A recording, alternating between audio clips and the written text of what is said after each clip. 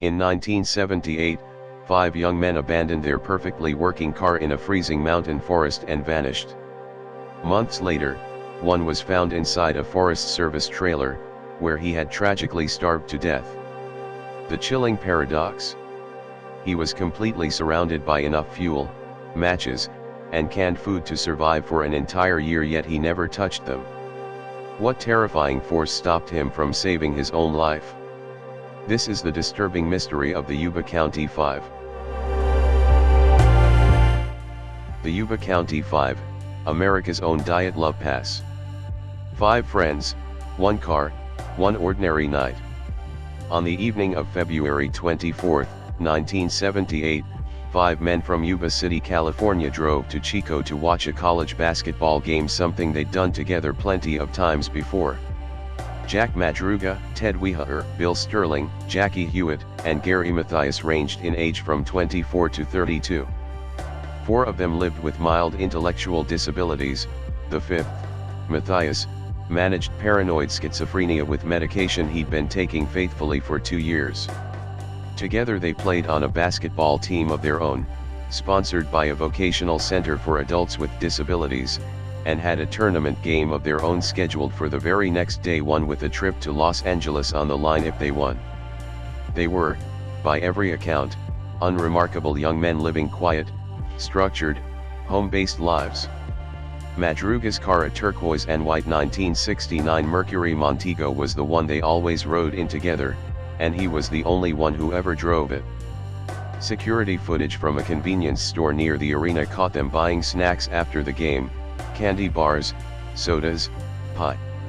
It's the last confirmed footage of any of them alive. They never made it home.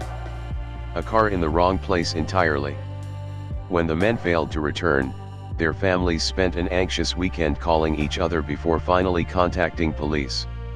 Days later, investigators found Madruga's Mercury abandoned on a remote logging road deep in the Plumas National Forest, nowhere near the direct route between Chico and Yuba City.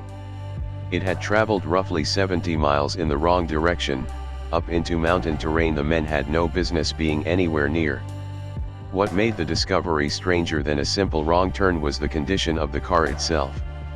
It was stuck at the snow line, but not badly. Investigators believed 5 able-bodied men could have pushed it free without much trouble. The undercarriage showed no damage at all, despite having navigated a rough, rut-choked mountain road, largely in darkness, to get there. And Madruga, the only one who ever drove that car, according to his family, reportedly disliked the cold and had no familiarity with that stretch of forest. None of the 5 men, by their families' accounts, had any real connection to that road or that part of the mountains. The car ran fine when investigators started it. There was no sign of a struggle, no damage, no indication of foul play in the vehicle itself. It was simply somewhere it should never have been, apparently driven there with care, by someone who, as far as anyone could establish, didn't know the way. What the wilderness gave back. The search through the winter turned up nothing. It wasn't until the spring thaw, in June 1978, that the mountains began to yield answers, and the answers only deepened the mystery. A group of motorcyclists stumbled onto a remote U.S. Forest Service trailer camp at the end of the logging road and found the body of Ted Wieher inside the main trailer. He had broken in through a window. Sheets had been pulled over him. His shoes were missing. By the time he was found, Wieher, a heavy-set man who'd weighed roughly 200 pounds in February, had lost somewhere between 80 and 100 pounds. Investigators estimated, based on the state of his remains and his beard growth, that he had survived inside that trailer for somewhere between 8 and 13 weeks before finally dying of exposure and starvation. That alone would be tragic enough. What made it almost incomprehensible was what investigators found around him. The trailer camp had a storage shed containing enough canned goods, dehydrated meals, and supplies to feed all 5 men for the better part of a year. Someone had opened and eaten more than a dozen SEER ration cans, one with a military-style can opener that investigators noted only Madruga and Mathias, both Army veterans, would likely have known how to use. But a separate locker packed with even more food went untouched.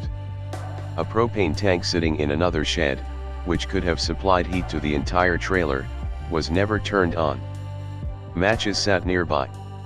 Paperback books and wooden furniture that could easily have fueled a fire were never burned. Wehutter died slowly, of cold and hunger, surrounded by the means to survive. The next day, searchers found the remains of Madruga and Sterling on opposite sides of the road leading to the trailer, roughly 11 miles from where the car had been abandoned. 2 days after that, Jackie Hewitt's own father, against the urging of investigators, who feared exactly this outcome, found his son's remains scattered nearby. Gary Mathias was never found. His sneakers were discovered inside the trailer alongside Wehutter's body, leading to speculation that he might have swapped into Wehutter's larger leather shoes, since frostbite can cause feet to swell. But that was speculation, not evidence. No trace of Mathias, no remains, no clothing, nothing definitive has ever surfaced, then or since.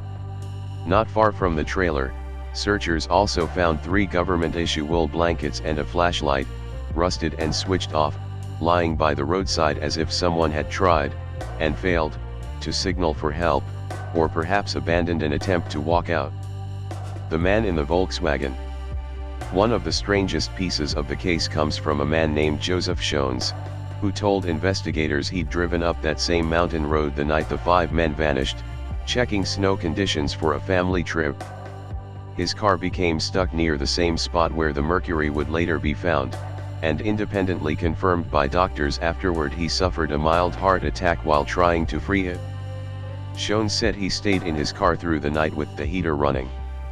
At some point, he told investigators, he heard whistling sounds and what looked like a group of people, including, he believed, a woman carrying a baby moving in the glow of headlights somewhere down the road. He said he called out for help, the lights went dark and the voices stopped. Later, he said, flashlight beams appeared near his car window, he called out again, and again whoever was out there retreated into the dark. Investigators were never able to substantiate or fully dismiss Schoens' account. If true, it raises the possibility that someone else was on that mountain road that night, though nothing ever connected his story conclusively to the 5 missing men. A case built entirely on unanswered questions. Nearly 50 years on, no theory accounts for everything investigators found. Why would 5 men who barely knew the area, in a car that showed no sign of accident or struggle, end up 70 miles off course on a mountain road at night? Why abandon a perfectly functional car rather than simply driving or pushing it free? Why would the group split apart in the forest rather than stay together? And most hauntingly, why would a starving man, surrounded by food, fuel, matches, and flammable furniture, never once try to build a fire or turn on a propane heater sitting a short walk away? Families of the men have long rejected the idea that this was some kind of confused, self-directed wandering. There was some force that made them go up there, Madruga's mother told investigators at the time, insisting her son and his friends weren't the type to simply flee into freezing wilderness on their own. Investigators chased leads for years without resolution, reported sightings around the country that never checked out, a psychic's tip that led nowhere, a mysterious lighter and wristwatch found near the scene that were never definitively tied to any of the 5 men. None of it produced an answer. Why it's still called an American Dyatlov Pass. The comparison to the 1959 Dyatlov Pass incident in the Ural Mountains, where 9 Soviet hikers died under equally baffling circumstances, having apparently fled their tent in freezing conditions for reasons still debated today, isn't accidental. Both cases share the same unsettling core: capable people abandoning safety and shelter for open, freezing wilderness, under conditions that suggest urgency or fear, with no surviving witness able to explain why. What separates the Yuba County case from most true crime mysteries isn't gore or violence. Remarkably little evidence of either was ever found, but the sheer inexplicability of the decisions involved. Every choice, from driving up an unfamiliar mountain road in the dark to letting a stove sit unused a few dozen feet from a dying man, runs directly against ordinary human instinct for self-preservation. Where it stands today, the case remains formally open with the Yuba County Sheriff's Office, and Gary Mathias, now well into his 70s, if he is alive, has never been located, dead or alive. His family spent years hoping searchers would find his glasses in the underbrush, since without them Matthias saw double and could barely function outdoors. They were never found. No definitive motive, suspect, or explanation has ever been established. What's left is what's always been left: a car that shouldn't have been there, a trailer full of untouched supplies, one man who starved within reach of a working stove, and a friend who simply vanished into the manzanita and the snow, and never came back.